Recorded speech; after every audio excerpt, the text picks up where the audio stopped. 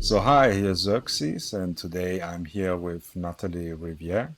So Natalie, please introduce yourself. Who are you? First of all, very grateful to be here. Thank you so much for having me. Thank you for being here. Um, it's a pleasure. I professionally identify as a social entrepreneur. I've been working in the field of online marketing for over a decade as a consultant, and now for many years as a collective of contractors that are niched in particularly inbound marketing. And we're at the service of companies in the conscious business sphere. So most of our clients fall within the industries of education, health, environment, entrepreneurship, culture. Okay, If good. you've heard of the B Corps movement, we're trying to take more space online with the change makers and also give them more room in our economy. Okay, great. And why do you do what you do? Um, At the base, it is a mission to shift paradigms. So it's perfectly suited for this conversation and this podcast. Okay, Um, there's a lot of change that I felt our world needed. And the best way that I felt I could use my time towards that change was to dilute the media with positive, true, authentic content and dilute our economy with social, local, businesses that are using business as a force for good to solve needs and problems and not just be focused only on profit. way. I often experience that people do after a certain time what they do because they had certain turning points in their life. Mm. Did you experience anything like that before you went into this field?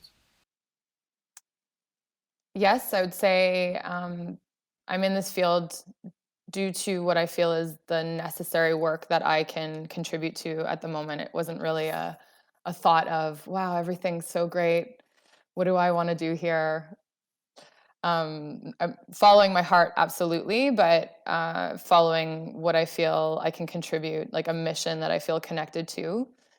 Um, I was in business school for long periods of time, college, university, and I was about to graduate. And I really didn't want to enter the corporate box, the machine that was around me, particularly in uh, business school, as the direct path ahead of me.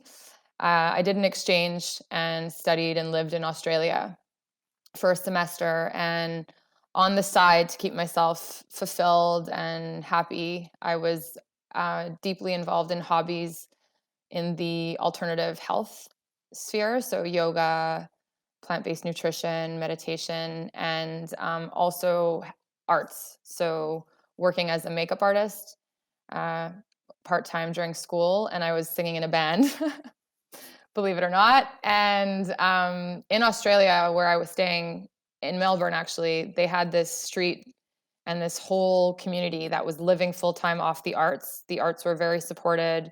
They had met the industry, so it was in, let's say, entertainment, but also corporate recordings. And so a whole entire community of people living really well off of this. And so at one point in reflection on the trip, I was at a music festival, took some space, and was just really thinking of how could we feel here like we do have the opportunity to do what we want to do. We are here to be ourselves. There is space for us to tap into what we feel is needed and then follow that. I also love to travel. And so location independence was something I wanted to maintain, not have to start over every time I went somewhere new.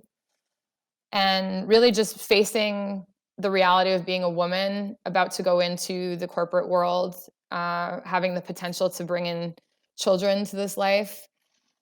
I was really struck with how I would answer the question of why I brought them here. Like, how would I tell them about our governments being corrupt and our systems not being optimal or reliable? How would I address the fact that our environment isn't secure and our future, therefore, isn't either? Um, And so I was really motivated to go into this in order to make a change that I felt the world needed to be more confident about bringing more people into it, and would make me more proud to share what we've done with it and where we were at. Exactly. I started in the arts because of having been in music industry at that moment. Okay. There was a lot of people around me that were wondering how, we were getting people to our shows. How are we successfully putting on these events?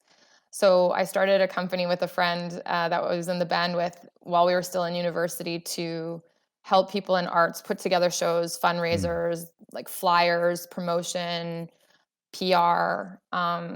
And so registered the business at that time. Hmm. And then upon graduation, early on, after working shortly with a family business I have that's in the environment sector, I got recruited to the music industry.